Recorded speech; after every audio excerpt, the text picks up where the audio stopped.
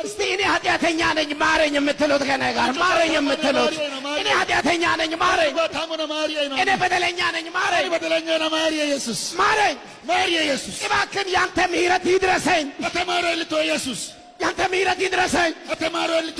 ውድ ወገኖቼ እንግዲህ ከራሳቸው አንደበት እንደሰማችሁት ኃጢአተኞችን ማረን አለ።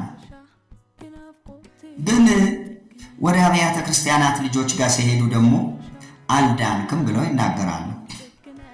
ወደ እነሱ ጉባኤ ደግሞ ስትገቡ ኃጢአተኞችን ማረን ይላሉ።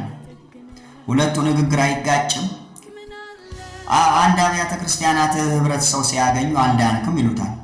እንዴት ነው ያልዳንኩት ብሎ ሲጠይቃቸው በኢየሱስ ክርስቶስ ስም ስላልተጠመቅ አልዳንክም ይሉታል።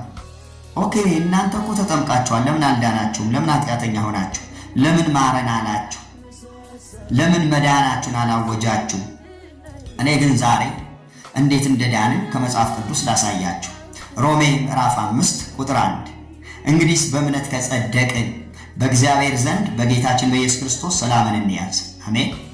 በእምነት እንደጸደቅን ይነግረናል መጽሐፍ ቅዱስ። ኤፌሶን 2 ከቁጥር 5 ከወደደን ከትልቅ ፍቅሩ የተነሳ በበደላችን ሙታን እንኳን በሆንን ጊዜ ከክርስቶስ ጋር ሕይወትን ሰጠን ይላል። ጸጋው አድኗቸዋል ይላል። ሕይወት ሰጠን ካለ በኋላ አላቆመም። ጸጋው አድኗቸዋል ይለናል። ክብር ለእግዚአብሔር ይሁን። አያችሁ እኛ አልዳንም ብለን ጉባኤ ላይ አናውጅም። የትኛው ጸጋ ነው ያዳነን? በቲቶ 2:11 እንደተጻፈው ሰዎችን ሁሉ የሚያድን የእግዚአብሔር ጸጋ ተገልጧል። ያ ሰዎችን ለማዳን የተገለጠው ጸጋ አድኖናል ብለን እናምናለን፣ እንታመናለን፣ እንመሰክራለን፣ እንሰብካለን እንጂ ደረታችን እየደቃን ኃጢአተኛንን አድነን አንልም እንደናንተ። ክብር ለእግዚአብሔር ይሁን። ሮሜ ምዕራፍ 3 ቁጥር 22 ሁሉም ኃጢአት ሰርተዋልና የእግዚአብሔርን ክብር ጎድሏቸዋል፣ በኢየሱስ ክርስቶስ በሆነው ቤዛነት በኩል እንዲያው በጸጋው ይጸድቃል።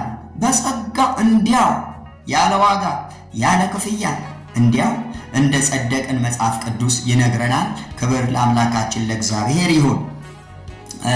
ውድ ወገኖቼ መጽሐፍ ቅዱስ ከሚለው ውጪ መሆን ማንም ሰው አይችልም። ክብር ለእግዚአብሔር ይሁን። የመጨረሻ አንድ ነገር ልጨምርበት። ራእይ ምዕራፍ 1 ከቁጥር 5 ምንድነው የሚለው? ለወደደን ከኃጢአታችንን በደሙ ላጠበን ይላል። ወደደን ይልና ደግሞ አጠበን ይላል። አያችሁ ይሄ የእናንተ የጥምቀት ፈሊጥ እዚህ ጋር እንዴት ነው የምታስማሙት? እንዴት ብላችሁ ነው? ኃጢአተኞችንን በደለኞችንን ማረን። አንዳንዴም ድንጋይ ተሸክማችሁ ጉባኤ ላይ ስትቆሙ ይታያል ቪዲዮ ላይ። እባካችሁ የልጁ የኢየሱስ ክርስቶስ ደም ከኃጢአት ሁሉ ያነጻን።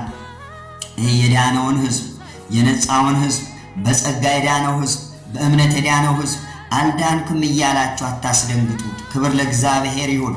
ምንድነው የሚለው? አንደኛ ምንድነው የሚለው? የጸደቅነው እንዴት ነው? የጸደቅነው በእምነት ነው ይላል ሮሜ ምዕራፍ 5 ቁጥር 1።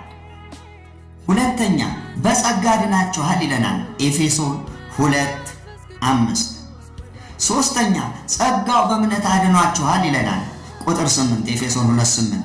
አራተኛ እንዲያው በጸጋው ይጸድቃሉ ይለናል ሮሜ 3:22።